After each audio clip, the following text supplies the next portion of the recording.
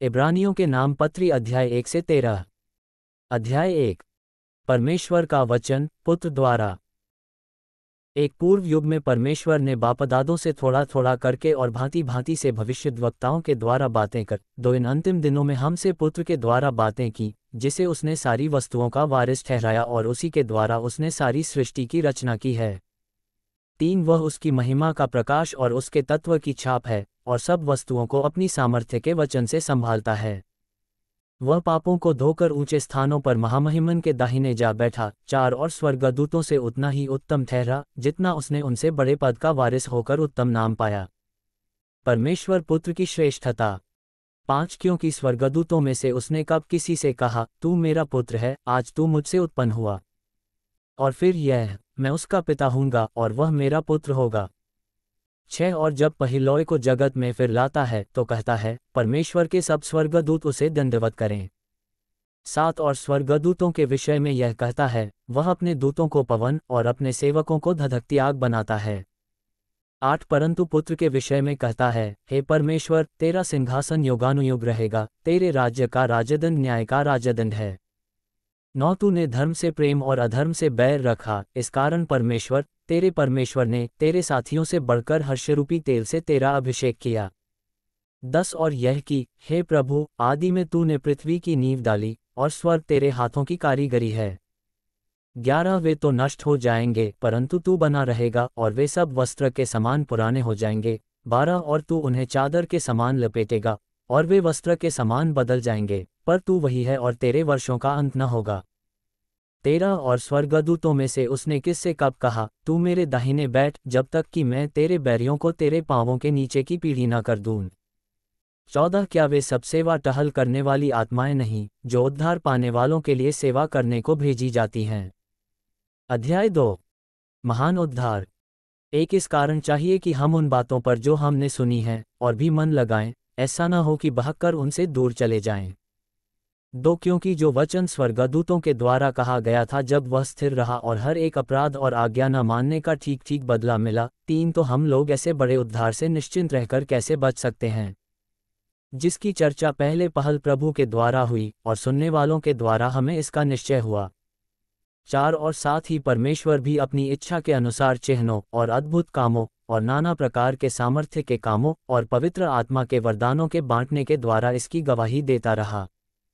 हमारा उद्धारकर्ता। 5 उसने उस आने वाले जगत को जिसकी चर्चा हम कर रहे हैं, स्वर्गदूतों के अधीन न किया। 6 वरन किसी ने कहीं यह गवाही दी है, मनुष्य क्या है कि तू उसकी सुधि लेता है, या मनुष्य का पुत्र क्या है कि तू उसकी चिंता करता है। 7 तूने उसे स्वर्गदूतों से कुछ ही कम किया, तूने उस पर महिमा और आदर का मुकुट रखा और उसे अपने हाथों के कामों पर अधिकार दिया। 8 तूने सब कुछ उसके पांवों के नीचे कर दिया, इसलिए जबकि उसने सब कुछ उसके अधीन कर दिया, तो उसने कुछ भी रख न छोड़ा जो उसके अधीन न हो। पर हम अब तक सब कुछ उसके अधीन नहीं देखते। 9 पर हम यीशु को, जो स्वर्गदूतों से कुछ ही कम किया गया था, मृत्यु का दुख उठाने के कारण महिमा और आदर का मुकुट पहने हुए देखते हैं, ताकि परमेश्वर के अनुग्रह से वह हर एक मनुष्य के लिए मृत्यु का स्वाद चखे। 10 क्योंकि जिसके लिए सब कुछ है और जिसके द्वारा सब कुछ है, उसे यही अच्छा लगा कि जब वह बहुत से पुत्रों को महिमा में पहुंचाए तो उनके उद्धार के कर्ता को दुख उठाने के द्वारा सिद्ध करे। 11 क्योंकि पवित्र करने वाला और जो पवित्र किए जाते हैं सब एक ही मूल से हैं, इसी कारण वह उन्हें भाई कहने से नहीं लजाता। 12 वह कहता है, मैं तेरा नाम अपने भाइयों को सुनाऊंगा, सभा के बीच में मैं तेरा भजन गाऊंगा। 13 और फिर यह, मैं उस पर भरोसा रखूंगा।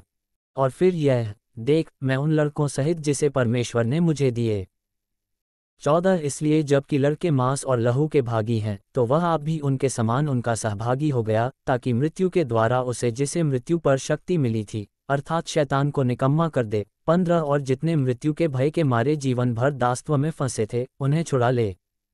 16 क्योंकि वह तो स्वर्गदूतों को नहीं वरन अब्राहम के वंश को संभालता है।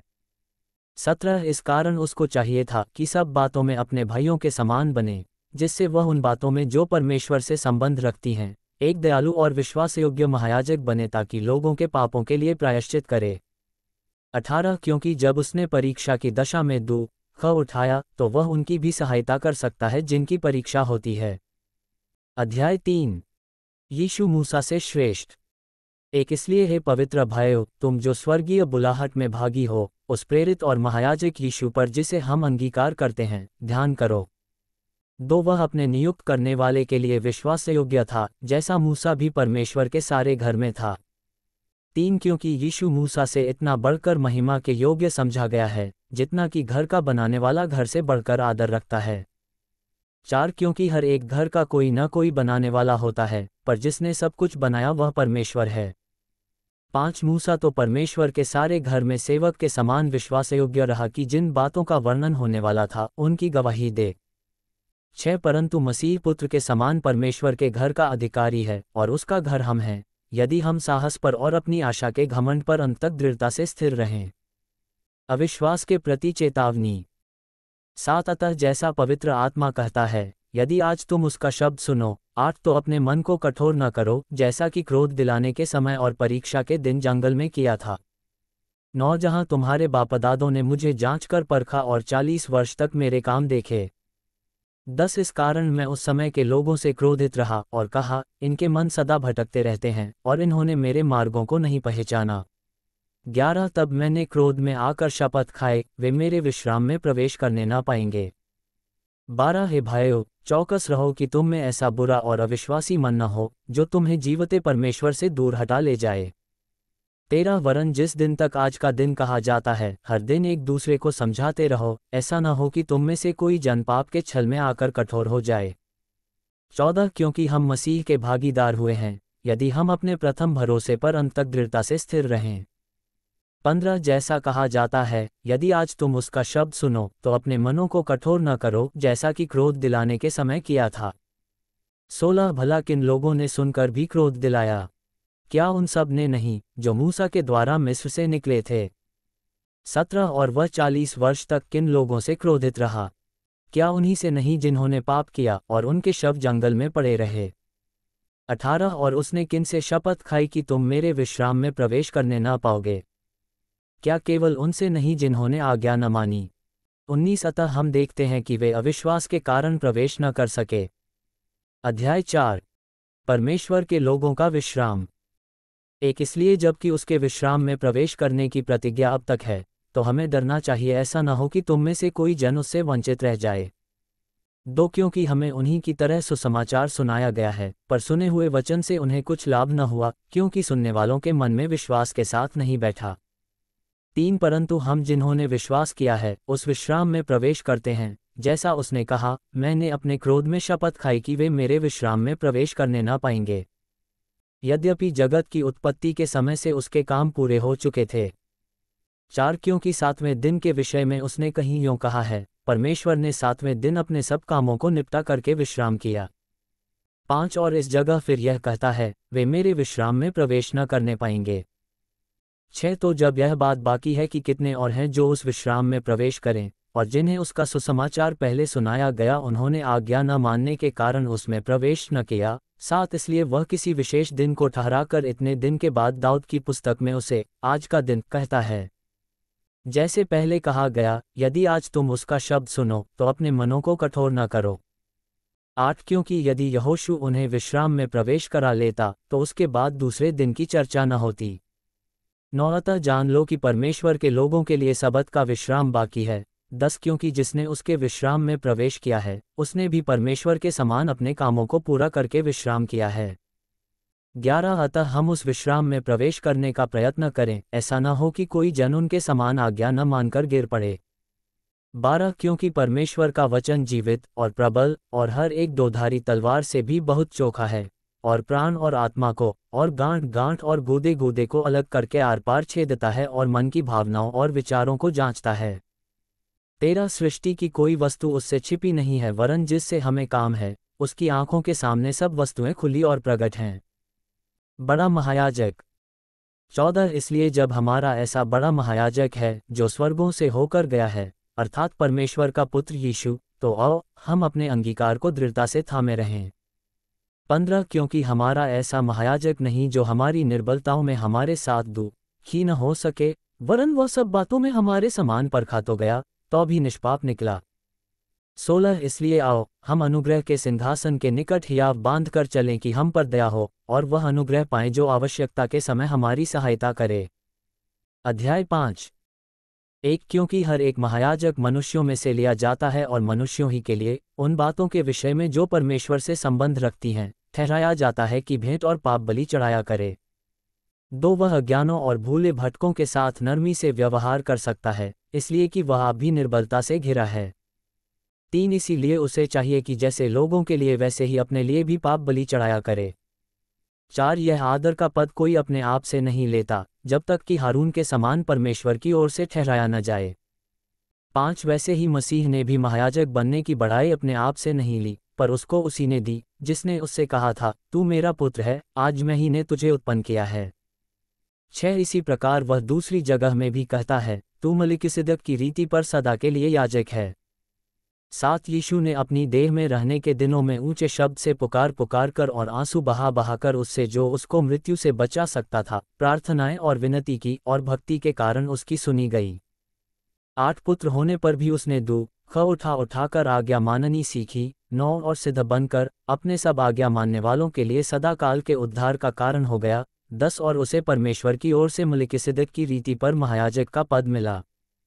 विश्वास से भटक जाने का परिणाम। 11 इसके विषय में हमें बहुत सी बातें कहनी हैं जिनका समझाना भी कठिन है इसलिए कि तुम ऊंचा सुनने लगे हो। 12 समय के विचार से तो तुम्हें गुरु हो जाना चाहिए था तो भी यह आवश्यक हो गया है कि कोई तुम्हें परमेश्वर के वचनों की आदि शिक्षा फिर से सिखाए। तुम तो ऐसे हो गए हो कि तुम्हें अन्न के बदले अब तक दूध ही चाहिए। 13 क्योंकि दूध पीने वाले बच्चे को तो धर्म के वचन की पहचान नहीं होती क्योंकि वह बालक है। 14 पर अन्न सयानों के लिए है जिनकी ज्ञानेंद्रियां अभ्यास करते करते भले बुरे में भेद करने में निपुण हो गई हैं। अध्याय 6। एक इसलिए आओ मसीह की शिक्षा की आरंभ की बातों को छोड़कर हम सिद्धता की ओर आगे बढ़ते जाएं और मरे हुए कामों से मन फिराने और परमेश्वर पर विश्वास करने, 2 और बपतिस्मों और हाथ रखने और मरे हुओं के जी उठने और अंतिम न्याय की शिक्षा रूपी नींव फिर से न डालें। 3 यदि परमेश्वर चाहे तो हम यही करेंगे। 4 क्योंकि जिन्होंने एक बार ज्योति पाई है और जो स्वर्गीय वरदान का स्वाद चख चुके हैं और पवित्र आत्मा के भागी हो गए हैं। 5 और परमेश्वर के उत्तम वचन का और आने वाले युग की सामर्थ्य का स्वाद चख चुके हैं। 6 यदि वे भटक जाएं तो उन्हें मन फिराव के लिए फिर नया बनाना अनहोना है क्योंकि वे परमेश्वर के पुत्र को अपने लिए फिर क्रूस पर चढ़ाते हैं और प्रगट में उस पर कलंक लगाते हैं।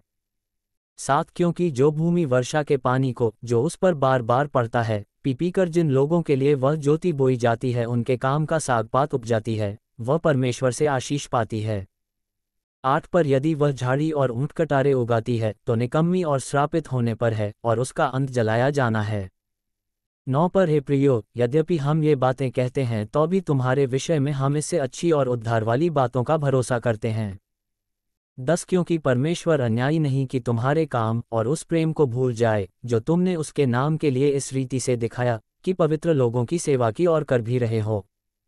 11 पर हम बहुत चाहते हैं कि तुम में से हर एक जन अंत तक पूरी आशा के लिए ऐसा ही प्रयत्न करता रहे। 12 ताकि तुम आलसी न हो जाओ वरन उनका अनुकरण करो जो विश्वास और धीरज के द्वारा प्रतिज्ञाओं के वारिस होते हैं। परमेश्वर की अटल प्रतिज्ञा। 13 परमेश्वर ने अब्राहम से प्रतिज्ञा करते समय जब शपथ खाने के लिए किसी को अपने से बढ़ा न पाया तो अपनी ही शपथ खाकर कहा। 14 मैं सचमुच तुझे बहुत आशीष दूंगा और तेरी संतान को बढ़ाता जाऊंगा। 15 और इस रीति से उसने धीरज धरकर प्रतिज्ञा की हुई बात प्राप्त की। 16 मनुष्य तो अपने से किसी बड़े की शपथ खाया करते हैं और उनके हर एक विवाद का फैसला शपथ से पक्का होता है। 17 इसलिए जब परमेश्वर ने प्रतिज्ञा के वारिसों पर और भी साफ रीति से प्रकट करना चाहा कि उसका उद्देश्य बदल नहीं सकता तो शपथ को बीच में लाया। 18 ताकि 2 बेबदल बातों के द्वारा जिनके विषय में परमेश्वर का झूठा ठहरना अनहोना है दृढ़ता से हमारा ढाढ़ बंध जाए जो शरण लेने को इसलिए दौड़े हैं कि उस आशा को जो सामने रखी हुई है प्राप्त करें।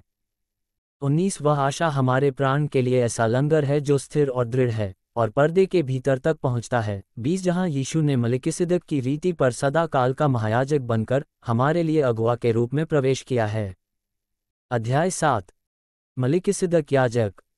एक यह मलिकिसिदक शालेम का राजा और परमप्रधान परमेश्वर का याजक सर्वदा याजक बना रहता है। जब अब्राहम राजाओं को मारकर लौटा जाता था तो इसी ने उससे भेंट करके उसे आशीष दी। इसी को अब्राहम ने सब वस्तुओं का 10वां अंश भी दिया। यह पहले अपने नाम के अर्थ के अनुसार धर्म का राजा और फिर शालेम अर्थात शांति का राजा है। 3 जिसका न पिता न माता न वंशावली है, जिसके दिनों का न आदि है और न जीवन का अंत है, परंतु परमेश्वर के पुत्र के स्वरूप ठहरकर वह सदा के लिए याजक बना रहता है। 4 अब इस पर ध्यान करो कि वह कैसा महान था जिसको कुलपति अब्राहम ने लूट के अच्छे से अच्छे माल का 10वां अंश दिया। 5 लेवी की संतान में से जो याजक का पद पाते हैं, उन्हें आज्ञा मिली है कि लोगों अर्थात अपने भाइयों से, चाहे वे अब्राहम ही की देह से क्यों न जन्मे हो, व्यवस्था के अनुसार 10वां अंश लें। 6 पर इसने, जो उनकी वंशावली में का भी न था, अब्राहम से 10वां अंश लिया और जिसे प्रतिज्ञाएं मिली थीं उसे आशीष दी। 7 इसमें संदेह नहीं कि छोटा बड़े से आशीष पाता है।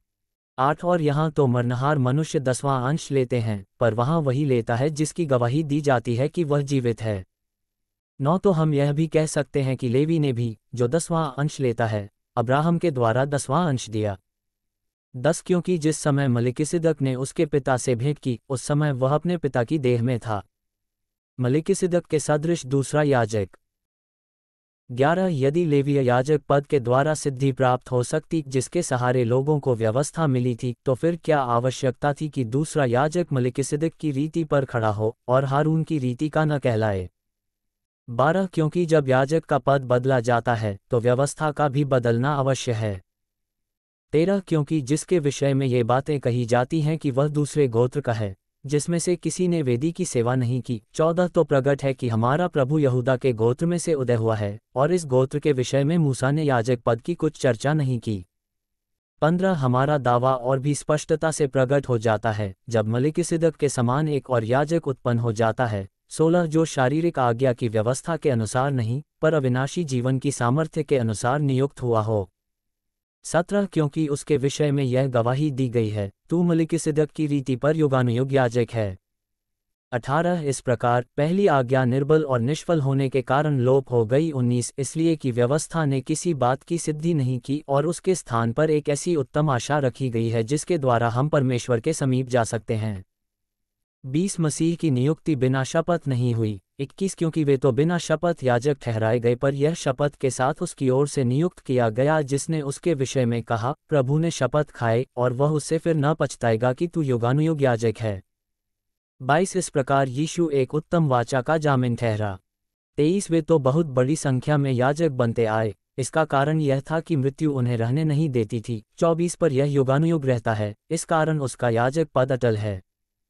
25 इसीलिए जो उसके द्वारा परमेश्वर के पास आते हैं, वह उनका पूरा पूरा उद्धार कर सकता है, क्योंकि वह उनके लिए विनती करने को सर्वदा जीवित है। 26 अतः ऐसा ही महायाजक हमारे योग्य था जो पवित्र और निष्कपट और निर्मल और पापियों से अलग और स्वर्ग से भी ऊंचा किया हुआ हो। 27 उन महायाजकों के समान उसे आवश्यक नहीं कि प्रतिदिन पहले अपने पापों और फिर लोगों के पापों के लिए बलिदान चढ़ाए, क्योंकि उसने अपने आप को बलिदान चढ़ाकर उसे एक ही बार में पूरा कर दिया। 28 क्योंकि व्यवस्था तो निर्बल मनुष्यों को महायाजक नियुक्त करती है, परंतु उस शपथ का वचन जो व्यवस्था के बाद खाई गई, उस पुत्र को नियुक्त करता है जो युगानुयुग के लिए सिद्ध किया गया है। अध्याय 8 यीशु हमारा महायाजक। अब जो बातें हम कह रहे हैं उनमें से सबसे बड़ी बात यह है कि हमारा ऐसा महायाजक है जो स्वर्ग पर महामहिमन के सिंहासन के दाहिने जा बैठा है। 2 और पवित्र स्थान और उस सच्चे तंबू का सेवक हुआ जिसे किसी मनुष्य ने नहीं वरन प्रभु ने खड़ा किया है। 3 क्योंकि हर एक महायाजक भेंट और बलिदान चढ़ाने के लिए ठहराया जाता है, इस कारण अवश्य है कि इस याजक के पास भी कुछ चढ़ाने के लिए हो। 4 यदि वह पृथ्वी पर होता तो कभी याजक न होता, इसलिए कि व्यवस्था के अनुसार भेंट चढ़ाने वाले तो हैं। 5 वे स्वर्ग में की वस्तुओं के प्रतिरूप और प्रतिबिंब की सेवा करते हैं, जैसे जब मूसा तंबू बनाने पर था तो उसे यह चेतावनी मिली, देख जो नमूना तुझे पहाड़ पर दिखाया गया था उसके अनुसार सब कुछ बनाना। 6 पर उन याजकों से बढ़कर सेवा यीशु को मिली क्योंकि वह और भी उत्तम वाचा का मध्यस्थ ठहरा जो और उत्तम प्रतिज्ञाओं के सहारे बांधी गई है।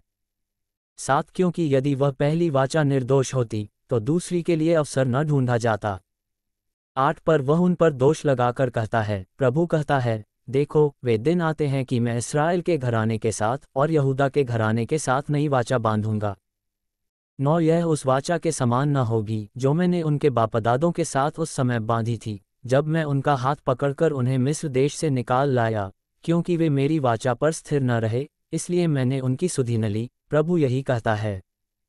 10 फिर प्रभु कहता है कि जो वाचा मैं उन दिनों के बाद इस्राएल के घराने के साथ बांधूंगा, वह यह है कि मैं अपनी व्यवस्था को उनके मनों में डालूंगा और उसे उनके हृदयों पर लिखूंगा, और मैं उनका परमेश्वर ठहरूंगा और वे मेरे लोग ठहरेंगे।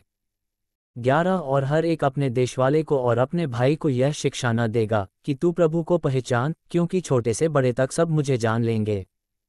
12 क्योंकि मैं उनके अधर्म के विषय में दयावंत हूँगा और उनके पापों को फिर स्मरण न करूँगा। 13 नई वाचा की स्थापना से उसने प्रथम वाचा को पुरानी ठहरा दिया, और जो वस्तु पुरानी और जीर्ण हो जाती है उसका मिट जाना अनिवार्य है। अध्याय 9 पार्थिव तंबू में सेवा। एक उस पहली वाचा में भी सेवा के नियम थे, और ऐसा पवित्र स्थान था जो इस जगत का था। 2 क्योंकि एक तंबू बनाया गया, पहले तंबू में दीवट और मेज और भेंट की रोटियां थीं, और वह पवित्र स्थान कहलाता है। 3 दूसरा पर्दे के पीछे वह तंबू था जो परम पवित्र स्थान कहलाता है। 4 उसमें सोने की धूपदानी और चारों ओर सोने से मढ़ा हुआ वाचा का संदूक, और इसमें मन्ना से भरा हुआ सोने का मर्तबान और हारून की छड़ी जिसमें फूल फल आ गए थे, और वाचा की पटियां थीं। 5 उसके ऊपर दोनों तेजों में करूब थे जो प्रायश्चित के ढकने पर छाया किए हुए थे, इनका एक एक करके वर्णन करने का अभी अवसर नहीं है। 6 ये वस्तुएं इस रीति से तैयार हो चुकीं। उस पहले तंबू में याजक हर समय प्रवेश करके सेवा के कार्य संपन्न करते हैं। 7 पर दूसरे में केवल महायाजक वर्ष भर में एक ही बार जाता है और बिना लहू लिए नहीं जाता, जिसे वह अपने लिए और लोगों की भूल चूक के लिए चढ़ाता है। 8 इससे पवित्र आत्मा यही दिखाता है कि जब तक पहला तंबू खड़ा है तब तक पवित्र स्थान का मार्ग प्रकट नहीं हुआ। 9 यह तंबू वर्तमान समय के लिए एक दृष्टांत है जिसमें ऐसी भेंट और बलिदान चढ़ाए जाते हैं जिनसे आराधना करने वालों के विवेक सिद्ध नहीं हो सकते। 10 क्योंकि वे केवल खाने पीने की वस्तुओं और भांति भांति की स्नान विधि के आधार पर शारीरिक नियम हैं जो सुधार के समय तक के लिए नियुक्त किए गए हैं। मसीह के लहू की सामर्थ्य। 11 परंतु जब मसीह आने वाली अच्छी अच्छी वस्तुओं का महायाजक होकर आया, तो उसने और भी बड़े और सिद्ध तंबू से होकर, जो हाथ का बनाया हुआ नहीं अर्थात इस सृष्टि का नहीं, 12 और बकरों और बछड़ों के लहू के द्वारा नहीं पर अपने ही लहू के द्वारा एक ही बार पवित्र स्थान में प्रवेश किया और अनंत छुटकारा प्राप्त किया। 13 क्योंकि जब बकरों और बैलों का लहू और कलों की राख का अपवित्र लोगों पर छिड़का जाना शरीर की शुद्धता के लिए उन्हें पवित्र करता है। 14 तो मसीह का लहू जिसने अपने आप को सनातन आत्मा के द्वारा परमेश्वर के सामने निर्दोष चढ़ाया, तुम्हारे विवेक को मरे हुए कामों से क्यों न शुद्ध करेगा ताकि तुम जीवते परमेश्वर की सेवा करो। 15 इसी कारण वह नई वाचा का मध्यस्थ है, ताकि उसकी मृत्यु के द्वारा जो पहली वाचा के समय के अपराधों से छुटकारा पाने के लिए हुई है, बुलाए हुए लोग प्रतिज्ञा के अनुसार अनंत मीरास को प्राप्त करें। 16 क्योंकि जहां वाचा बांधी गई है वहां वाचा बांधने वाले की मृत्यु का समझ लेना भी अवश्य है। 17 क्योंकि ऐसी वाचा मरने पर पक्की होती है, और जब तक वाचा बांधने वाला जीवित रहता है तब तक वाचा काम की नहीं होती। 18 इसीलिए पहली वाचा भी बिना लहू के नहीं बांधी गई। 19 क्योंकि जब मूसा सब लोगों को व्यवस्था की हर एक आज्ञा सुना चुका तो उसने बछड़ों और बकरों का लहू लेकर पानी और लाल ऊन और जूफा के साथ उस पुस्तक पर और सब लोगों पर छिड़क दिया। 20 और कहा, यह उस वाचा का लहू है जिसकी आज्ञा परमेश्वर ने तुम्हारे लिए दी है। 21 और इसी रीति से उसने तंबू और सेवा के सारे सामान पर लहू छिड़का। 22 सच तो यह है कि व्यवस्था के अनुसार प्रायः सब वस्तुएं लहू के द्वारा शुद्ध की जाती हैं, और बिना लहू बहाए पापों की क्षमा नहीं। मसीह के बलिदान द्वारा पाप क्षमा। 23 इसलिए अवश्य है कि स्वर्ग में की वस्तुओं के प्रतिरूप इन बलिदानों के द्वारा शुद्ध किए जाएं, पर स्वर्ग में की वस्तुएं स्वयं इनसे उत्तम बलिदानों के द्वारा शुद्ध की जातीं। 24 क्योंकि मसीह ने उस हाथ के बनाए हुए पवित्र स्थान में, जो सच्चे पवित्र स्थान का नमूना है, प्रवेश नहीं किया पर स्वर्ग ही में प्रवेश किया, ताकि हमारे लिए अब परमेश्वर के सामने दिखाई दे। 25 यह नहीं कि वह अपने आप को बार बार चढ़ाए, जैसा कि महायाजक प्रति वर्ष दूसरे का लहू लिए पवित्र स्थान में प्रवेश किया करता है। 26 नहीं तो जगत की उत्पत्ति से लेकर उसको बार बार दुख उठाना पड़ता, पर अब युग के अंत में वह एक ही बार प्रकट हुआ है, ताकि अपने ही बलिदान के द्वारा पाप को दूर कर दे।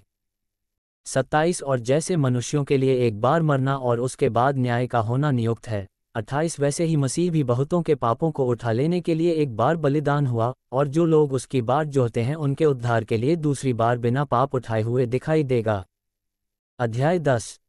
सिद्ध बलिदान। एक, क्योंकि व्यवस्था, जिसमें आने वाली अच्छी वस्तुओं का प्रतिबिंब है पर उनका असली स्वरूप नहीं, इसलिए उन एक ही प्रकार के बलिदानों के द्वारा जो प्रतिवर्ष अचूक चढ़ाए जाते हैं, पास आने वालों को कदापि सिद्ध नहीं कर सकती। 2, नहीं तो उनका चढ़ाना बंद क्यों न हो जाता। इसलिए जब सेवा करने वाले एक ही बार शुद्ध हो जाते तो फिर उनका विवेक उन्हें पापी न ठहराता। 3, परंतु उनके द्वारा प्रति वर्ष पापों का स्मरण हुआ करता है। 4, क्योंकि यह अनहोना है कि बैलों और बकरों का लहू पापों को दूर करे। 5, इसी कारण वह जगत में आते समय कहता है, बलिदान और भेंट तूने न चाही, पर मेरे लिए एक देह तैयार की। 6, होमबलियों और पापबलियों से तू प्रसन्न नहीं हुआ। 7, तब मैंने कहा, देख मैं आ गया हूँ, पवित्र शास्त्र में मेरे विषय में लिखा हुआ है, ताकि हे परमेश्वर तेरी इच्छा पूरी करूँ। 8, ऊपर तो वह कहता है, न तूने बलिदान और भेंट और होमबलियों और पापबलियों को चाहा, और न उनसे प्रसन्न हुआ, यद्यपि ये बलिदान तो व्यवस्था के अनुसार चढ़ाए जाते हैं। 9, फिर यह भी कहता है, देख मैं आ गया हूँ ताकि तेरी इच्छा पूरी करूँ, अतः वह पहले को उठा देता है ताकि दूसरे को नियुक्त करे। 10, उसी इच्छा से हम यीशु मसीह की देह के एक ही बार बलिदान चढ़ाए जाने के द्वारा पवित्र किए गए हैं। 11, हर एक याजक तो खड़े होकर प्रतिदिन सेवा करता है और एक ही प्रकार के बलिदान को जो पापों को कभी भी दूर नहीं कर सकते, बार बार चढ़ाता है। 12, परंतु यह व्यक्ति तो पापों के बदले एक ही बलिदान सर्वदा के लिए चढ़ाकर परमेश्वर के दाहिने जा बैठा। 13, और उसी समय से इसकी बाट जोह रहा है कि उसके बैरी उसके पांवों के नीचे की पीढ़ी बने। 14, क्योंकि उसने एक ही चढ़ावे के द्वारा उन्हें जो पवित्र किए जाते हैं सर्वदा के लिए सिद्ध कर दिया है। 15, और पवित्र आत्मा भी हमें यही गवाही देता है, क्योंकि उसने पहले कहा था। 16, प्रभु कहता है कि जो वाचा मैं उन दिनों के बाद उनसे बांधूंगा वह यह है कि मैं अपने नियमों को उनके हृदय पर लिखूंगा और मैं उनके विवेक में डालूंगा। 17, फिर वह यह कहता है, मैं उनके पापों को और उनके अधर्म के कामों को फिर कभी स्मरण न करूंगा। 18, और जब इनकी क्षमा हो गई है तो फिर पाप का बलिदान नहीं रहा। परमेश्वर के समीप जाएं। 19, इसलिए हे भाइयों, जब हमें यीशु के लहू के द्वारा उस नए और जीवते मार्ग से पवित्र स्थान में प्रवेश करने का हियाव हो गया है। 20, जो उसने पर्दे अर्थात अपने शरीर में से होकर हमारे लिए अभिषेक किया है। 21, और इसलिए कि हमारा ऐसा महान याजक है जो परमेश्वर के घर का अधिकारी है। 22, तो आओ हम सच्चे मन और पूरे विश्वास के साथ और विवेक का दोष दूर करने के लिए हृदय पर छिड़काव लेकर और देह को शुद्ध जल से धुलवाकर परमेश्वर के समीप जाएं। 23, आओ हम अपनी आशा के अंगीकार को दृढ़ता से थामे रहें, क्योंकि जिसने प्रतिज्ञा की है वह सच्चा है। 24, और प्रेम और भले कामों में उस्काने के लिए हम एक दूसरे की चिंता किया करें। 25, और एक दूसरे के साथ इकट्ठा होना न छोड़ें, जैसे कि कितनों की रीति है, पर एक दूसरे को समझाते रहें, और ज्यों-ज्यों उस दिन को निकट आते देखो त्यों-त्यों और भी अधिक यह किया करो। 26, क्योंकि सच्चाई की पहचान प्राप्त करने के बाद यदि हम जानबूझकर पाप करते रहें तो पापों के लिए फिर कोई बलिदान बाकी नहीं। 27, हाँ, दंड का एक भयानक बाट जोहना और आग का ज्वलन बाकी है जो विरोधियों को भस्म कर देगा। 28, जब मूसा की व्यवस्था का न मानने वाला 2 या 3 जनों की गवाही पर बिना दया के मार डाला जाता है। 29, तो सोच लो कि वह कितने और भी भारी दंड के योग्य ठहरेगा, जिसने परमेश्वर के पुत्र को पांवों से रौंदा और वाचा के लहू को, जिसके द्वारा वह पवित्र ठहराया गया था, अपवित्र जाना है और अनुग्रह के आत्मा का अपमान किया। 30, क्योंकि हम उससे जानते हैं जिसने कहा, पलटा लेना मेरा काम है, मैं ही बदला दूंगा। और फिर यह कि प्रभु अपने लोगों का न्याय करेगा। 31, जीवते परमेश्वर के हाथों में पड़ना भयानक बात है। 32, परंतु उन पिछले दिनों को स्मरण करो जिनमें तुम ज्योति पाकर दुखों के बड़े संघर्ष में स्थिर रहे। 33, कभी कभी तो यूं कि तुम निंदा और क्लेश सहते हुए तमाशा बने, और कभी यूं कि तुम उनके साझी हुए जिनकी दुर्दशा की जाती थी। 34, क्योंकि तुम कैदियों के दुख में भी दुखी हुए और अपनी संपत्ति भी आनंद से लुटने दी, यह जानकर कि तुम्हारे पास एक और भी उत्तम और सर्वदा ठहरने वाली संपत्ति है। 35, इसलिए अपना हियाव न छोड़ो क्योंकि उसका प्रतिफल बड़ा है। 36, क्योंकि तुम्हें धीरज धरना आवश्यक है ताकि परमेश्वर की इच्छा को पूरी करके तुम प्रतिज्ञा का फल पाओ। 37, क्योंकि अब बहुत ही थोड़ा समय रह गया है, जबकि आने वाला आएगा और देर न करेगा। 38 पर मेरा धर्मी जन विश्वास से जीवित रहेगा, और यदि वह पीछे हट जाए तो मेरा मन उससे प्रसन्न होगा। 39 पर हम हटने वाले नहीं कि नाश हो जाएं, पर विश्वास करने वाले हैं कि प्राणों को बचाएं। अध्याय 11। विश्वास के उदाहरण। एक, अब विश्वास आशा की हुई वस्तुओं का निश्चय और अनदेखी वस्तुओं का प्रमाण है। 2, क्योंकि इसी के विषय में प्राचीनों की अच्छी गवाही दी गई।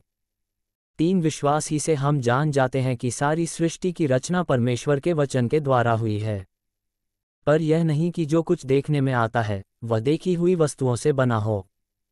4, विश्वास ही से हाबिल ने कैन से उत्तम बलिदान परमेश्वर के लिए चढ़ाया, और उसी के द्वारा उसके धर्मी होने की गवाही भी दी गई, क्योंकि परमेश्वर ने उसकी भेंटों के विषय में गवाही दी, और उसी के द्वारा वह मरने पर भी अब तक बातें करता है।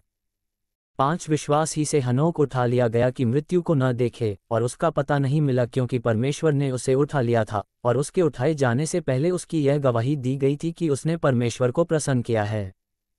6, और विश्वास बिना उसे प्रसन्न करना अनहोना है, क्योंकि परमेश्वर के पास आने वाले को विश्वास करना चाहिए कि वह है, और अपने खोजने वालों को प्रतिफल देता है। 7, विश्वास ही से नूह ने उन बातों के विषय में जो उस समय दिखाई न पड़ती थीं, चेतावनी पाकर भक्ति के साथ अपने घराने के बचाव के लिए जहाज बनाया, और उसके द्वारा उसने संसार को दोषी ठहराया और उस धर्म का वारिस हुआ जो विश्वास से होता है। 8, विश्वास ही से अब्राहम जब बुलाया गया तो आज्ञा मानकर ऐसी जगह निकल गया जिसे मीरास में लेने वाला था, और यह न जानता था कि मैं किधर जाता हूँ, तो भी निकल गया। 9, विश्वास ही से उसने प्रतिज्ञा किए हुए देश में, पराए देश में परदेशी के समान रहकर इसहाक और याकूब समेत जो उसके साथ उसी प्रतिज्ञा के वारिस थे तंबुओं में वास किया। 10, क्योंकि वह उस स्थिर नियों वाले नगर की बाट जोहता था जिसका रचने वाला और बनाने वाला परमेश्वर है। 11, विश्वास से सारा ने आप बूढ़ी होने पर भी गर्भ धारण करने की सामर्थ्य पाई, क्योंकि उसने प्रतिज्ञा करने वाले को सच्चा जाना था। 12, इस कारण एक ही जन से, जो मरा हुआ सा था, आकाश के तारों और समुद्र के तीर के बालू के समान अनगिनत वंश उत्पन्न हुए। 13, ये सब विश्वास ही की दशा में मरे, और उन्होंने प्रतिज्ञा की हुई वस्तुएं नहीं पाईं, पर उन्हें दूर से देखकर आनंदित हुए और मान लिया कि हम पृथ्वी पर परदेशी और बाहरी हैं। 14, जो ऐसी बातें कहते हैं वे प्रकट करते हैं कि स्वदेश की खोज में हैं। 15, और जिस देश से वे निकल आए थे यदि उसकी सुधि करते तो उन्हें लौट जाने का अवसर था। 16, पर वे एक उत्तम अर्थात स्वर्गीय देश के अभिलाषी हैं, इसीलिए परमेश्वर उनका परमेश्वर कहलाने में उनसे नहीं ले जाता, क्योंकि उसने उनके लिए एक नगर तैयार किया है। 17, विश्वास ही से अब्राहम ने परखे जाने के समय में इसहाक को बलिदान चढ़ाया, और जिसने प्रतिज्ञाओं को सच माना था। 18, और जिससे यह कहा गया था इसहाक से तेरा वंश कहलाएगा, वही अपने एकलौते को चढ़ाने लगा। 19, क्योंकि उसने मान लिया कि परमेश्वर सामर्थी है कि उसे मरे हुओं में से जिलाए, अतः उन्हीं में से दृष्टांत की रीति पर वह उसे फिर मिला। 20, विश्वास ही से इसहाक ने याकूब और एसाव को आने वाली बातों के विषय में आशीष दी। 21, विश्वास ही से याकूब ने मरते समय यूसुफ के दोनों पुत्रों में से एक एक को आशीष दी, और अपनी लाठी के सिरे पर सहारा लेकर दंडवत किया। 22, विश्वास ही से यूसुफ ने जब वह मरने पर था तो इस्राएल की संतान के निकल जाने की चर्चा की, और अपनी हड्डियों के विषय में आज्ञा दी। 23, विश्वास ही से मूसा के माता पिता ने उसको उत्पन्न होने के बाद 3 महीने तक छिपा रखा, क्योंकि उन्होंने देखा कि बालक सुंदर है, और वे राजा की आज्ञा से न डरे। 24, विश्वास ही से मूसा ने सयाना होकर फिरौन की बेटी का पुत्र कहलाने से इनकार किया। 25, इसलिए कि उसे पाप में थोड़े दिन के सुख भोगने से परमेश्वर के लोगों के साथ दुख भोगना अधिक उत्तम लगा। 26, उसने मसीह के कारण निंदित होने को मिस्र के भंडार से बड़ा धन समझा, क्योंकि उसकी आंखें फल पाने की ओर लगी थीं। 27, विश्वास ही से राजा के क्रोध से न डरकर उसने मिस्र को छोड़ दिया, क्योंकि वह अनदेखे को मानो देखता हुआ दृढ़ रहा। 28, विश्वास ही से उसने फसह और लहू छिड़कने की विधि मानी कि पहिलौठों का नाश करने वाला इस्राएलियों पर हाथ न डाले। 29, विश्वास ही से वे लाल समुद्र के पार ऐसे उतर गए जैसे सूखी भूमि पर से, और जब मिस्रियों ने वैसा ही करना चाहा तो सब डूब मरे। 30, विश्वास ही से यरीहो की शहरपनाह जब वे 7 दिन तक उसका चक्कर लगा चुके तो वह गिर पड़ी। 31, विश्वास ही से राहाब वेश्या आज्ञा न मानने वालों के साथ नष्ट नहीं हुई, इसलिए कि उसने भेदियों को कुशल से रखा था। 32, अब और क्या कहूँ, क्योंकि समय नहीं रहा कि गिदोन का और बाराक और शिमशोन का और यिफतह का और दाऊद और शमूएल का और भविष्यद्वक्ताओं का वर्णन करूं। 33 इन्होंने विश्वास ही के द्वारा राज्य जीते, धर्म के काम किए, प्रतिज्ञा की हुई वस्तुएं प्राप्त की, सिंहों के मुंह बंद किए, 34 आग की ज्वाला को ठंडा किया, तलवार की धार से बच निकले, निर्बलता में बलवंत हुए, लड़ाई में वीर निकले, विदेशियों की फौजों को मार भगाया। 35 स्त्रियों ने अपने मरे हुओं को फिर जीवित पाया, कितने तो मार खाते खाते मर गए और छुटकारा न चाहा, इसलिए कि उत्तम पुनरुत्थान के भागी हों। 36 कई एक ठट्ठों में उड़ाए जाने और कोड़े खाने वरन बांधे जाने और कैद में पड़ने के द्वारा परखे गए। 37 पथराव किए गए, आरे से चीरे गए, उनकी परीक्षा की गई, तलवार से मारे गए, वे कंगाली में और क्लेश में और दुख भोगते हुए भीड़ों और बकरियों की खालें ओढ़े हुए इधर उधर मारे मारे फिरे। 38 और जंगलों और पहाड़ों और गुफाओं में और पृथ्वी की दरारों में भटकते फिरे। संसार उनके योग्य न था। 39 विश्वास ही के द्वारा इन सब के विषय में अच्छी गवाही दी गई, तो भी उन्हें प्रतिज्ञा की हुई वस्तु न मिली। 40 क्योंकि परमेश्वर ने हमारे लिए पहले से एक उत्तम बात ठहराई कि वे हमारे बिना सिद्धता को न पहुँचें। अध्याय 12 परमेश्वर पिता द्वारा ताड़ना। एक इस कारण जबकि गवाहों का ऐसा बड़ा बादल हमको घेरे हुए है, तो आओ हर एक रोकने वाली वस्तु और उलझाने वाले पाप को दूर करके वह दौड़ जिसमें हमें दौड़ना है धीरज से दौड़ें, दो और विश्वास के कर्ता और सिद्ध करने वाले यीशु की ओर ताकते रहें, जिसने उस आनंद के लिए जो उसके आगे धरा था, लज्जा की कुछ चिंता न करके क्रूस का दुख सहा और परमेश्वर के सिंहासन की दाहिनी ओर जा बैठा। 3 इसलिए उस पर ध्यान करो जिसने अपने विरोध में पापियों का इतना विरोध सह लिया कि तुम निराश होकर साहस न छोड़ दो। 4 तुमने पाप से लड़ते हुए उससे ऐसी मुठभेड़ नहीं की कि तुम्हारा लहू बहा हो। 5 और तुम उस उपदेश को जो तुमको पुत्रों के समान दिया जाता है भूल गए हो। हे मेरे पुत्र, प्रभु की ताड़ना को हल्की बात न जान, और जब वह तुझे घुड़के तो साहस न छोड़। 6 क्योंकि प्रभु जिससे प्रेम करता है उसकी ताड़ना भी करता है, और जिसे पुत्र बना लेता है उसको कोड़े भी लगाता है। 7 तुम दुख को ताड़ना समझकर सह लो, परमेश्वर तुम्हें पुत्र जानकर तुम्हारे साथ बर्ताव करता है।